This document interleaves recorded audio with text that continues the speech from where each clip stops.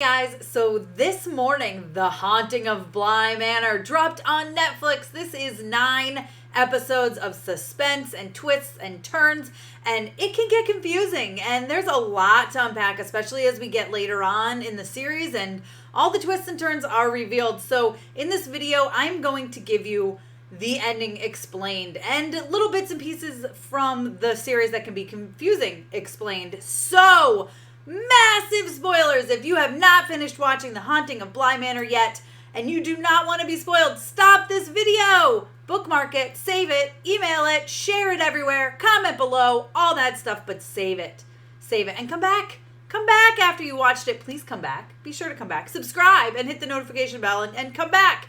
But yeah, if you're going to want to know all the crazy things that happened, be sure to check out this video. But like I said, if you have not finished it yet, please do not watch this. There's massive spoilers that really it's just going to ruin your watching experience, if you ask me. So let's get into it. Let's get into the ending, the entire series explained of The Haunting of Bly Manor. Hey, Tessa from Mama's Geeky here. Thank you so much for stopping by my YouTube channel.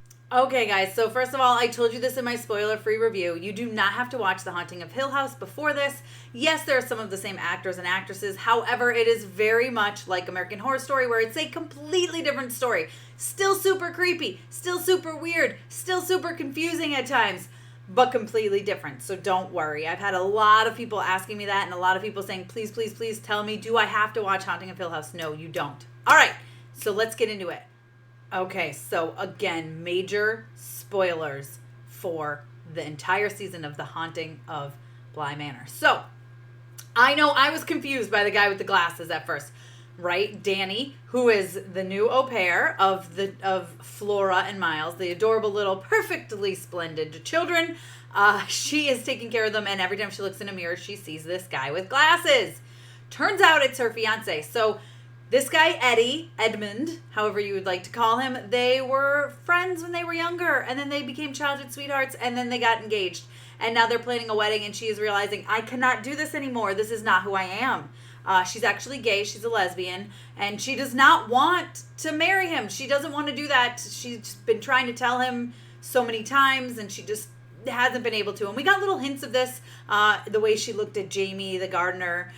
So when we finally see this flashback and we see what happened, she's there with Eddie, and she just finally breaks it off. She had to. And he's very upset. Of course, can't blame the guy. And he's trying to get out of the car, and she's telling him to stop. When he steps out of the car, his glasses reflect a tractor-trailer headlights. So that is why he has those big, his glasses are bright lights in his glasses, right? So then he gets hit by the car, the truck. He ends up dying. And that is why she fled America as well. That is why she decided to leave. It seems like she never told her family what happened that night. Everyone is saying sorry to her that she lost him, and you made him happy right up to the very end, when literally the last thing he says to her is F you, basically, and then steps outside and gets killed. So that's why she's been walking around with all this guilt. So she sees him in all the mirrors throughout the house. So that's why she's covering them up, and she's hiding from them. Every so often she turns around and she'll see him. But unlike the other ghosts at Bly Manor, he didn't die at Bly Manor, so he's not stuck at Bly Manor. So eventually when they have the bonfire and they say to, get rid of your old ghosts, basically, she takes the glasses of his that she kept, throws them in the fire, and just kind of says goodbye to him, and we don't see him again. This allows her to move on and really explore her relationship with Jamie. So that is what happened there, and they just kind of dropped it off, which I don't know that I was a huge fan of, but it was nice to see Danny move on from that, and I guess she finally understood that it was not her fault. Now, something else that I really kind of figured from the beginning is that Hannah, the housekeeper, she's actually dead, and she's been dead since the day Danny arrived, which is not what I suspected. Here she is, in case you need a reminder of who she is. So she's an amazing character. I absolutely loved her. I thought she was great throughout the series. The actress is amazing, does a phenomenal job of, she doesn't know herself where she is. She doesn't realize she's dead, and she's just going through the motions of being alive. However, like I said, there are hints throughout the beginning of the series, the first episodes, that maybe something's up with her. You don't see her eat, except for in flashbacks. You don't see her eat at all. She's never eating. In fact, they say, aren't you going to eat? And she goes, oh, I will have some later. Or, oh, I ate earlier. But you never actually see her eating. Which I was like, something's up with her. Either she's really dead or like something's going on. Because it's just something I picked up on. And also, she sees this crack several places. Now, she sees it one time and then she tells Jamie to please patch it up. And Jamie goes and can't find it. So you know there's something up with that because then she starts to eventually see it in other places. Turns out and we'll get into this in a little bit, but when Peter Quint takes over the body of Miles, he pushes her into the well and kills her. Happens to be right as Danny shows up, and she kind of is distracted. Like when she first meets Danny, she goes, oh, I was a million miles away, or something along those lines. Well, that's because she was just killed, but she doesn't really ever see her body down in the well, and she kind of just, again, keeps going through the motions. That's right when Danny showed up, and I think it was a confusing time for her, and she acts like she's still alive. So we don't really know till the very end that she's actually dead and she's actually a ghost till one of the last few episodes. Actually, I think it's halfway through the season maybe, but she realizes it in the last episode because Peter Quint in Miles' body, again, we'll get into that later, takes her to the well and forces her to look at her body, and that's when she realizes, oh, I'm dead. And we do see her go back into her memories. There's a lot of memory slipping, time slipping, which can get confusing in this show as well. Whenever anyone is pushed out of their body, or even if you're a ghost wandering Bly Manor, you get stuck into a memory. Okay, so like Hannah's going through and she's watching other people's memories at times. You know, she's having the same interview she had with Owen when Owen came on as the cook. She's seeing that time and time again, but then she's also seeing Rebecca and Peter in bed and having conversations, and so time is weird in Bly Manor, especially for those who are dead. Now, Flora and Miles often get stuck, tucked away, as they call it, into memories, and that is because Peter Quint and Rebecca Jessel tend to push them out of their bodies and take over their bodies. Now, how does this all happen? Well, Peter Quint, phenomenal actor too, by the way. Absolutely. He was definitely one of the standouts of the show, of the series. I really liked him a lot. Now, he works for the same people everybody else works for. You know, he's kind of the butler, but a little higher than that. And when he comes in, he ends up sort of falling in love with the nanny, Rebecca Jessel. Now, this is the nanny that comes before Danny. So you get a lot of flashbacks just to see who she was and learn more about her. But she had some aspirations. Her whole point of doing this, of working for Henry, was to maybe get a job at the bank and to rise up in her career that way. Not really so much to be an au pair for the rest of her life. Peter ends up taking a liking to her. He gets her flower. Well, he gets Flora flowers, but you know, you would understand that part when you see it. He's into Rebecca. He is. And he falls in love with her and he decides he's going to take her away. And he tells her this, you know, it turns out he's been embezzling money. He's been stealing priceless jewels and stuff from the manor. So he's trying to, you think, make a life better for himself. Turns out, which you see when he gets stuck in this time hop memory, wherever he goes, his mother has basically threatened him and made him do this and said, if you don't, you know, I'm going to reveal your juvenile records to your boss and you're going to get fired. So you work for a rich guy, get me money. And ultimately that gets him killed. One day he is leaving Rebecca and he says, I will be back, pack a bag, we're leaving, we're going, I need to go do some things. On his way out, he bumps into the Lady of the Lake. So the Lady of the Lake is someone we've seen a few times. I mean, you see the footprints that lead from outside the lake up to the stairs and back down again. Now, we know this isn't the kids. They pretty much tell you it's not the kids. But, of course, the au pair and the housekeeper, they all think it's the kids sneaking out at night and getting muddy footprints, tracking them through the house. But it's always the same path. But no, it is the Lady of the Lake. If you step in her path, she grabs you by the neck and kills you, which is what she did to Peter. Now, because of her, which we find out, and I will get into in a little bit, we find out in the second to last episode all about the Lady of the Lake and who she is and why she does this, and also why all the ghosts are now stuck at Bly Manor, like Peter Quint. So he's stuck there. Eventually he finds out he can go into Miles's body, So he does that a lot. Now, this is something also that I kind of figured out that is hinted at. I wasn't sure it was Peter Quint, but I figured it was someone, and eventually I figured out it was him.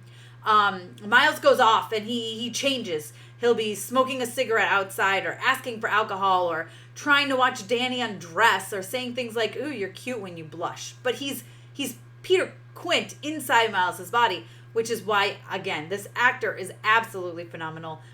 The child actor Miles, he's so good. This kid is amazing that he can just switch from playing this kid to playing this adult trapped in a kid's body, and you fully believe it. I full on believed it. He's so creepy. He's so good at what he does. Just an absolutely amazing actor. Flora as well, who plays his sister. She has the times when Rebecca goes inside her and she just completely changes her personality, her face, everything. It's impressive, and I think we'll see these kids a lot in the future. I really do. But so basically, Peter Quint has figured out that he can get inside of Miles. He eventually shows himself to Rebecca and tries to talk to her about how much he loves her. So he comes up with this plan. He ends up getting inside Rebecca, and they realize, whoa, this is crazy. He ends up stuck in this memory with his mom while she gets tucked into a happy memory, and they've got trying to figure out this way, how can they be together? They don't know, but they want to find a way. She realizes that he's dead. He cannot leave Bly Manor as much as he tries. He tries inside of Rebecca and he gets kicked out. She's on the outside, he's on the inside, and he doesn't understand. So he comes up with this plan that if she invites him in, maybe, just maybe, they'll be together in a happy memory. So she says, "It's me, it's you, it's us," and invites him inside of her. He comes inside of her. That sounded disgusting, but you know what I mean. He takes over her body and realizes she is tucked in this happy memory, and he is not. He is alone. He is sick of being alone. He does not want to be alone anymore. So what does he do? He walks her into the lake and kills her. Of course, he leaves right at the end as she feels the water in her lungs and leaves her to die alone. She is not thrilled about this. I mean, who would be? I don't know how she ends up forgiving him, but she does.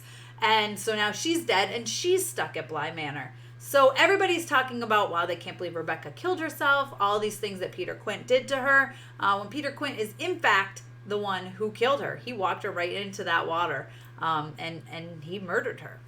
And now Danny is starting to figure this all out. Basically, it happens in front of her because she's been seeing Peter Quint here and there, and you weren't really sure what's going on. Is she crazy? Is she not crazy? And then you start to figure out she's starting to figure this out. It's spitballing, and they realize that. So what happens is Peter Quint and Rebecca, they knock her out, and they take her up to the attic and they tie her up, and they say, "Listen." Or Peter really says, "Listen, Rebecca, we need to take control of the kids, and now." And so they've got Miles and Flora there, obviously, because they can actually do their bidding with their physical bodies. And they are ready to just take over Miles and Flora's bodies for good. They tell them, or mostly it's Peter, I keep saying they, but it's not really Rebecca. She doesn't seem too thrilled with this plan, but she seems to be kind of going along with it. Peter decides that, you know what, we're going to send you kids. We're going to take you to your forever house. You're going to be with your mommy and daddy who have died. And we're going to be inside your bodies, and we're just going to tuck you away. Which also got me to think, like, that's gross. Like, they want to take over Flora and Miles' bodies so they can be together. They're brother and sister. Half brother and sister, because you do find out that Henry is Flora's father.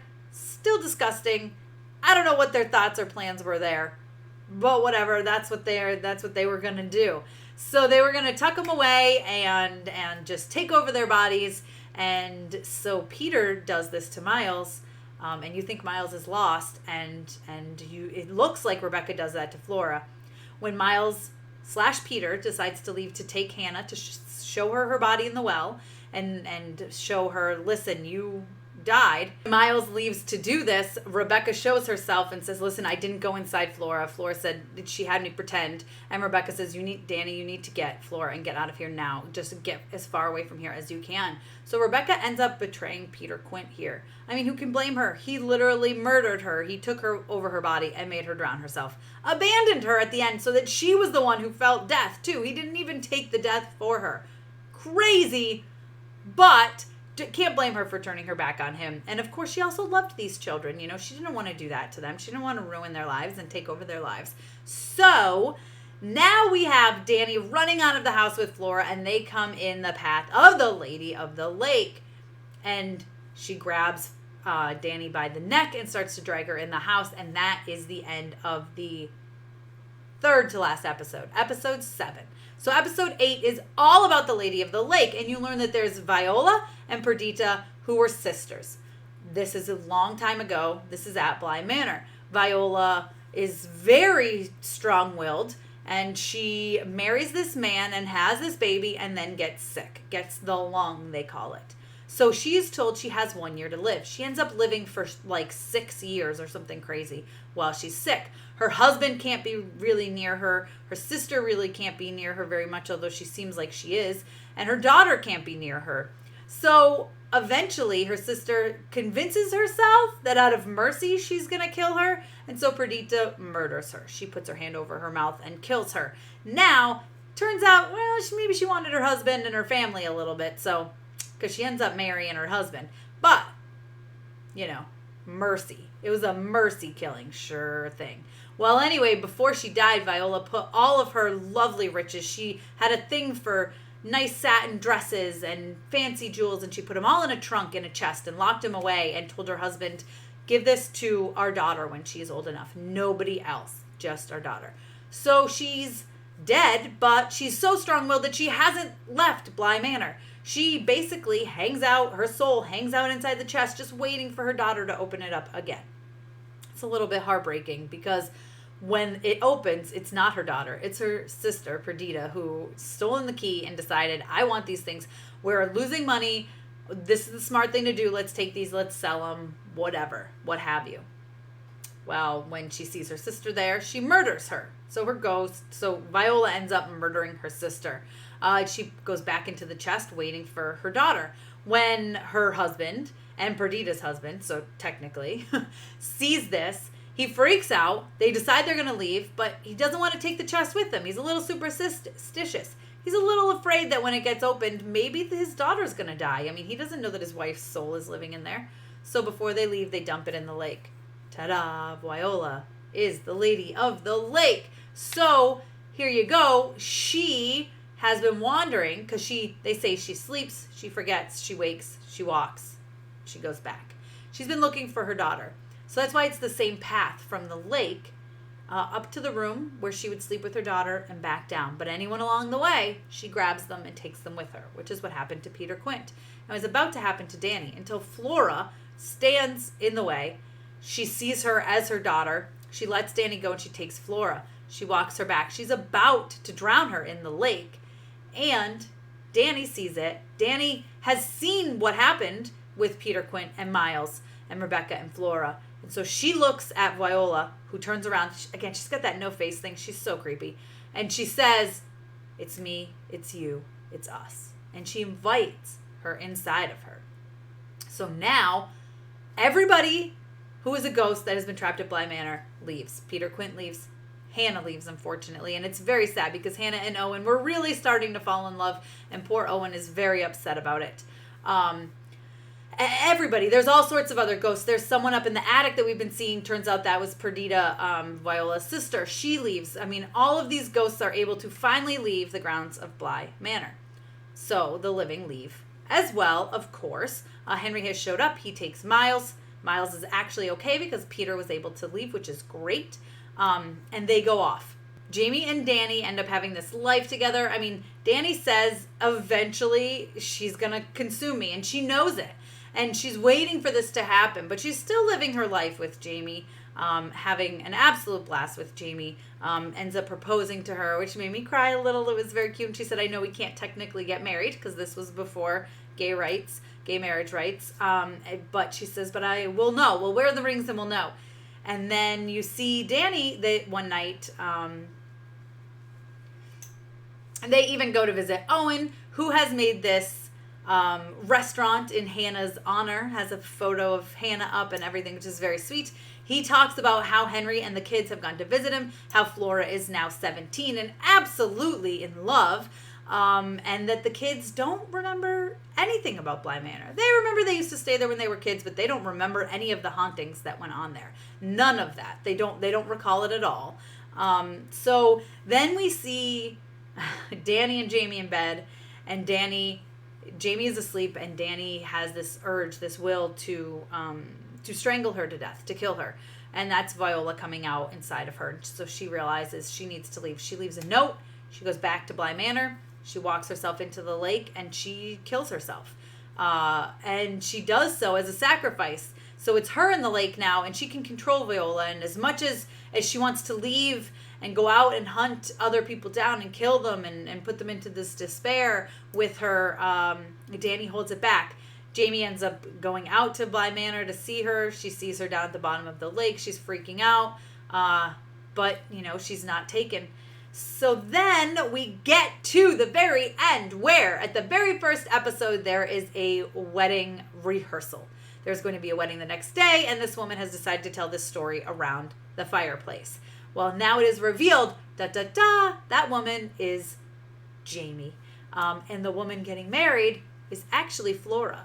And you see the wedding the next day, and you see Miles and Owen there, and it's Jamie and it's Flora getting married, and they don't recall what happened to them at all. Of course, Jamie does and Owen does, but no one else really remembers it, just the adults. Henry is there, and Henry says he does kind of remember it, yes, but the kids have pushed it out of their memories. That's it. That's the ending explained. There's one thing that really drove me crazy, and I still cannot figure it out, is that Peter Quint says he couldn't leave Bly Manor. However, when Miles is in school earlier on, he kills a bird in order to go home. And it's very much hinted at the fact that this was not Miles, this was Peter Quint. So I'm curious how Peter Quint actually could have left the grounds. And even Peter says the bird wasn't a good idea. You didn't think it was right, but then it was worked out. So I'm not sure how Peter was actually able to leave the grounds inside Miles at that point. I don't know if it's a plot hole or if I missed something. Let me know down below if you've figured that one out, or if there's anything I missed that you want to talk about and deep dive into. Let's discuss it. Let me know down below in the comments. The one thing I really wish they had expanded more on is the dolls and the dollhouse. I mean, Flora has all these dolls that look like everybody, and she can tell when they're not where they're supposed to be. I mean, that's why she calls Danny out for saying, hey, I told you to stay in bed and then you were not in bed. She knows this because the doll wasn't in her bed. And she also knows when the Lady of the Lake is wandering around because she's moved as well. I still wish they had dived a little bit more into this, especially with the dolls that are in the basement and the dolls that are in the attic. Like, what's going on there? I would have liked a little more of that, but overall, they served their purpose of creepiness, so I can't be mad at that. Don't forget to subscribe, hit that notification bell so you don't miss out on more stuff like this one. Of course, give me a thumbs up. You can always follow me over on Instagram and Twitter. I'm at Mama's Geeky over there, MAMASGEEKY. Thanks for taking the time to watch this, guys. Bye.